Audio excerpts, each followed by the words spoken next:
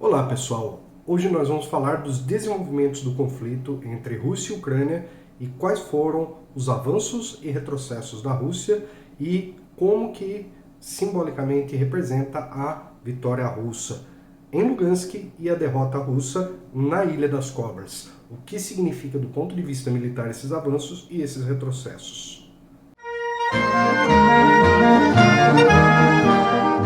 Então, pessoal, como nós já vemos debatendo com vocês há muito tempo, esta guerra teve início no ano de 2014, quando houve um golpe de Estado na Ucrânia, e esse golpe colocou no poder forças contrárias à Rússia e que se opunham a uma aliança do país com os russos.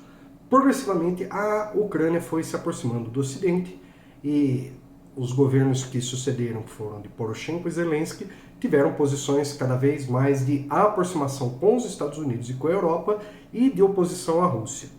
E ao longo desses 8 anos, as duas regiões onde a guerra permaneceu por muito tempo, no caso 8 anos, foi exatamente as duas províncias de Donetsk e Lugansk. Então, essas províncias, elas têm uma maioria étnica identificada como russa, não identificadas como ucranianas. E nessa região, o conflito veio crescendo e escalando à medida que a guerrilha e as forças das autoproclamadas repúblicas populares foram enfrentando o exército ucraniano. Então, o Putin considerou, quando ele fez o discurso sobre o início dessa operação militar que deu uma nova proporção para a guerra na Ucrânia, que os russos chamam de Operação Z. Então, quando ele iniciou essa operação, o discurso principal que justificava era exatamente a proteção a esse povo russo nas duas províncias de Lugansk e Donetsk. Até porque o governo do Zelensky já anunciava que ele estava preparando uma nova intervenção na região e que ele viria a fazer esforços militares no intuito de retomar essa região para o controle ucraniano. Ocorre que essas províncias sequer eram reconhecidas como países independentes pela própria Rússia. E poucas semanas antes de iniciar a operação, que a gente agora chama de guerra na Ucrânia, os russos propuseram no parlamento, na Duma russa, o reconhecimento da independência dessas duas províncias.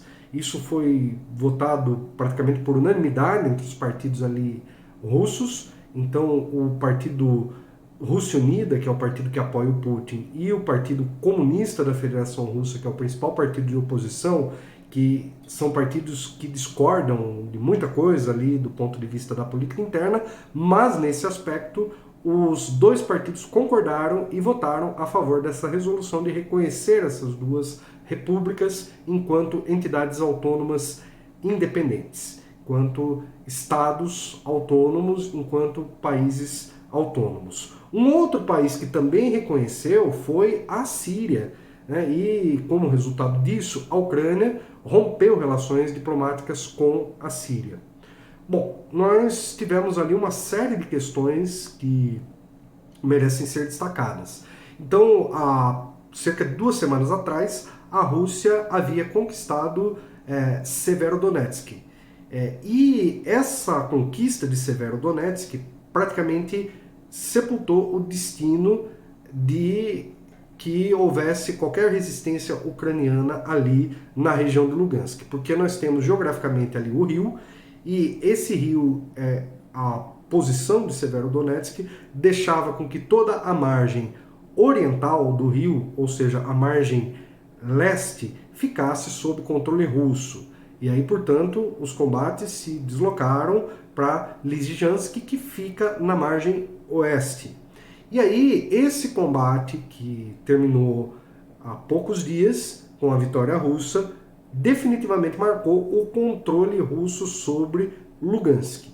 Então agora, o que a gente pode observar? Teve, nessa semana, a derrota da Rússia na Ilha das Cobras. Essa derrota, ela tem uma disputa de narrativas. De um lado, os ucranianos dizem que eles derrotaram os russos. Do outro, os russos dizem que recuaram para que os ucranianos possam exportar os seus trigos e os seus grãos. Bom, nós temos aqui duas narrativas distintas. Entretanto, eu vejo como provavelmente a Rússia realmente deixou de priorizar esse fronte e aceitou uma derrota ali. Então, diria que é um meio termo. Os dois estão certos de certo modo. Tanto a Ucrânia conseguiu derrotar a Rússia lá, quanto a Rússia deixou de priorizar essa região. E por que a Rússia deixou de priorizar a Ilha das Cobras? Porque a Rússia agora encontra-se ainda na segunda fase da operação, em que ela está concentrando os esforços no controle de Lugansk e Donetsk. Então, o que eu imagino que agora vai acontecer? A Rússia vai continuar assegurando as suas posições em Lugansk e vai seguir em direção a Donetsk. Então a Rússia não está priorizando agora a região ali do sul do Mar Negro, que é exatamente onde fica essa ilha. Então essa ilha, provisoriamente, ela perdeu a importância estratégica para a Rússia. Ela pode ter uma importância no futuro. E para a Rússia, eu imagino que não seja difícil reconquistar essa ilha, até porque a Rússia tem uma marinha naval que ela pode usar essa esquadra aí para facilmente reconquistar então essa ilha. A Ucrânia já encontra-se com as suas forças marítimas praticamente dizimadas e a Ucrânia teria poucas condições de resistir ali. Então, o que eu imagino é que a Rússia realmente deixou esse posicionamento, esse ponto, para que fique sob o controle ucraniano, porque para a Rússia, neste momento do conflito, essa ilha não tem a importância que ela realmente precisa. Então, como que eu imagino que a operação vai continuar? Então, com a conquista de Lugansk, praticamente você consolida a independência dessa região, que provavelmente no futuro vai pedir a sua anexação à Rússia. Então, provavelmente no futuro será uma província russa. Então, agora os esforços se concentram em Donetsk. Donetsk é um pouco mais complexo ali o cenário, então a Rússia precisa conquistar ali uma série de posições além dos rios e depois disso a Rússia precisa ainda garantir com que ela tenha acesso direto por terra à Crimeia. Então isso é um movimento natural pelo qual se desenrolou o conflito até agora. Então está sendo muito previsível o movimento da Rússia em direção à Crimeia, que já é um território russo, mas a Rússia quer garantir o seu acesso à Crimeia por via terrestre. Bom, nesse sentido, quando a Rússia concluir essa etapa, que aí você tem ali toda aquela conexão com Mariupol até a Crimeia, então começando ali de cima, Lugansk, Donetsk, Mariupol, até chegar na Crimeia. Consolida o seu controle pelo Mar de Azov, consolida uma zona de segurança e isso resolve a questão principal da Rússia no conflito. Bom, aí nós precisamos saber, a Rússia vai continuar esse conflito? Bom, aí eu imagino que se iniciaria uma rodada de negociações, porque a Rússia teria dois caminhos a partir de então. Ficar com o seu acesso à terra até a Crimeia, porque isso a Rússia jamais abriria mão. Para a Crimeia, para a Rússia, a Crimeia é o porto que garante o acesso ao Mar Negro e, consequentemente, ao Mar Mediterrâneo e, consequentemente, ali atravessar o Canal de Suez, chegar rápido à Índia e ter acesso ao próprio Oceano Atlântico de forma mais tranquila do que você ir por outros caminhos. Então, para a Rússia é um porto extremamente estratégico, o porto da Crimeia. E a Rússia não vai abrir mão disso. Então, caso haja a possibilidade em um ambiente adequado, a Rússia provavelmente pressionaria por negociações. Só que eu não acredito que essas negociações vão ocorrer dados os elementos que estão postos nesse conflito. Então, primeiro que não há um interesse da OTAN em que essa guerra acabe no curto prazo, e para a Rússia esta guerra está sendo um bom negócio, porque isso está movimentando a economia russa, a Rússia está nacionalizando empresas estrangeiras, a Rússia está conseguindo também muito dinheiro por estar vendendo petróleo em rublo e estar acumulando reservas em ouro e por estar conseguindo com que a sua moeda seja valorizada no mercado internacional. Então, para a Rússia, essa guerra não está custando tão caro. há o peso das sanções, mas a Rússia compensa isso importando de outros países asiáticos, especialmente da China. Então, portanto, para a Rússia, essa guerra não está sendo um grande problema. E para os Estados Unidos, que é o principal patrocinador da guerra, esta guerra está sendo um ótimo negócio para a indústria bélica. A indústria bélica dos Estados Unidos está faturando muito dinheiro, porque desde que os Estados Unidos se retiraram do Iraque e do Afeganistão, faltava um grande conflito de grandes proporções para que a indústria bélica fosse novamente aquecida com dinheiros públicos, com dinheiro que poderia estar sendo usado para tirar a população que vive na rua de Los Angeles, com dinheiro que podia estar sendo usado para beneficiar as populações das periferias de Nova York e de todas as grandes cidades que existem nos Estados Unidos, onde a gente vê uma crescente pobreza e uma maior concentração de renda entre os mais ricos. Então, qual que é a situação que a gente consegue observar do ponto de vista desse conflito? Esse conflito tende a prolongar por muito tempo. Exceto, claro, se houver um revés assim que a Rússia concluir esta fase 2. E aí, qual seria uma possível fase 3 para a Rússia? Bom, provavelmente a Rússia continuaria anexando ali Odessa, que é uma cidade onde você tem uma grande população russa, e fecharia o acesso ucraniano por mar. Aí a Ilha das Cobras voltaria a ter uma importância estratégica e a Rússia provavelmente lutaria por esta posição. E aí nós temos ali até na fronteira da Moldávia a Transnistria, que é uma república que se reivindica como República Soviética, e isso formaria todo um L em torno do atual território da Ucrânia, e a Ucrânia perderia cerca de 1/3 do seu território, que passaria ou a integrar a Federação Russa ou formar um novo país que já chamam de Novorossia ou Nova Rússia. Então isso seria um possível cenário. Entretanto, como os Estados Unidos e a União Europeia, via OTAN, estão despejando armas na Ucrânia, pode ser que esse conflito se prolongue, pode ser que a Rússia tenha dor de cabeça e pode ser que isso demore muito tempo. Entretanto, todos nós sabemos que em termos de capacidade militar, o poderio bélico da Rússia é incomparável com o poderio da Ucrânia. A única chance da Ucrânia conseguir retardar esse processo, mas dificilmente ganhar, é exatamente com o apoio da OTAN, que é o que vem acontecendo. Na verdade, a Ucrânia tem sido uma guerra por procuração. Bom, e nós tivemos também nesta semana a notícia de que mais 2 brasileiros mercenários morreram na guerra da Ucrânia. Então é curioso que há pouco tempo atrás havia morrido um brasileiro e dessa vez foram 2 que estavam no mesmo batalhão. E um desses brasileiros, um gaúcho que tinha uma filha de 15 anos, ele pertenceu ao exército brasileiro e passou agora a trabalhar como mercenário. Ele mandou então uma mensagem, algumas mensagens de áudio para a família, dizendo que tinha acabado de morrer um companheiro e que dificilmente ele voltaria vivo para o Brasil. Então a sua profecia se concretizou. Ele disse que era muita bala e que estava o tempo inteiro sofrendo ataques. Bom, já foi dito pelas próprias autoridades ucranianas a desproporção entre o quanto a Rússia está atirando e o quanto a Ucrânia está atirando. Então a Ucrânia está pedindo aí para os países ocidentais mais ajuda militar, mais ajuda financeira, porque realmente a Rússia está intensificando os bombardeios. E aí eu deixo um recado a todos os brasileiros que por algum motivo queiram se envolver com esse tipo de conflito. Eu digo, essa guerra não é do Brasil. Não interessa para o Brasil se envolver nesse conflito. Ir lá é morrer por interesses da OTAN ou por interesses da Rússia.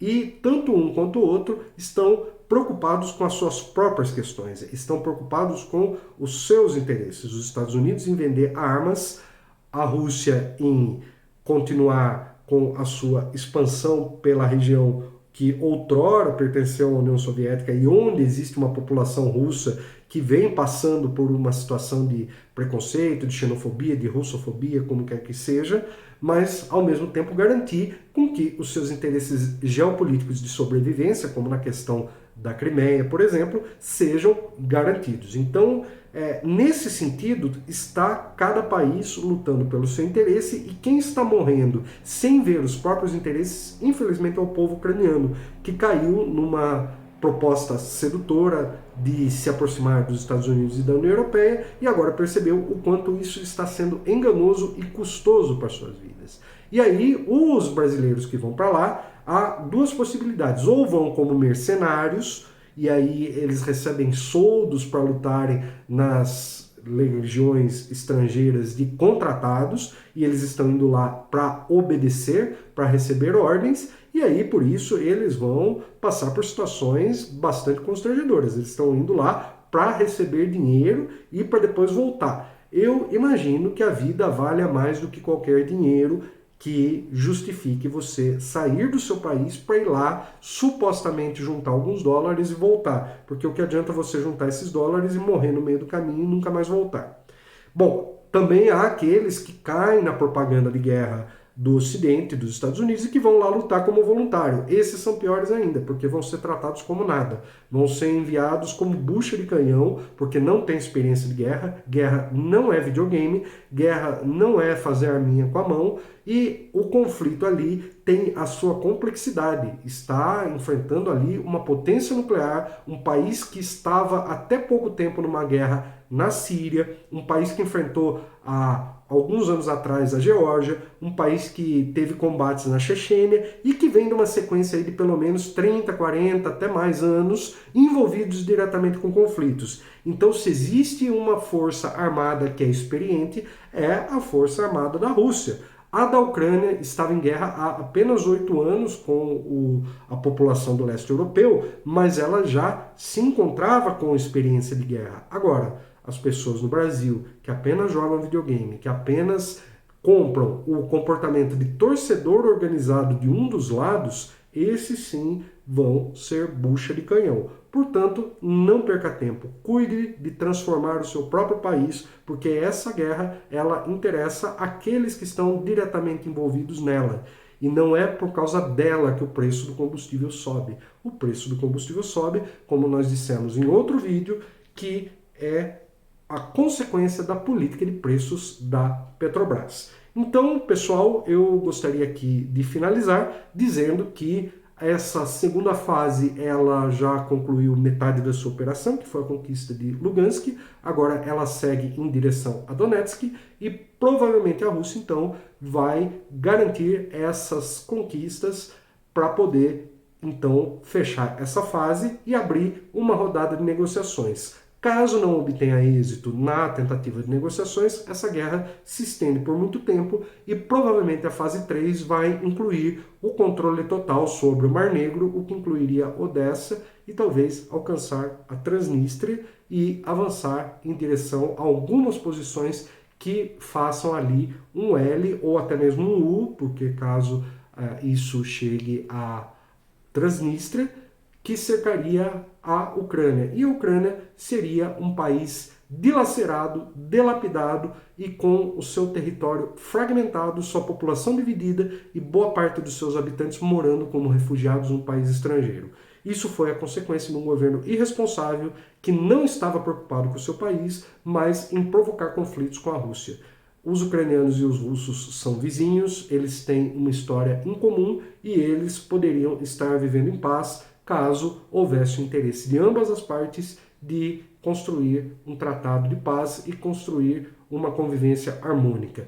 Isso serve de lição para o Brasil e que o Brasil sempre tenha boas relações com seus países vizinhos e viva harmonicamente com a Argentina, com a Venezuela, com a Colômbia e com todos os países para os quais o Brasil tem fronteiras ou que são países que têm uma proximidade cultural, geográfica e dos quais nós temos que desenvolver um processo de integração solidária, fraterna e em busca do desenvolvimento desses países, porque são países irmãos e o Brasil, com certeza, tem muito a contribuir pela paz mundial. Garanto para vocês que se estivéssemos num governo que a orientação fosse uma projeção do Brasil no mundo, uma política externa altiva e altiva, com certeza nós agora estaríamos numa situação em que poderíamos inclusive estar ajudando no processo de paz da Ucrânia, junto com a Rússia, por o Brasil ser um país que tem boas relações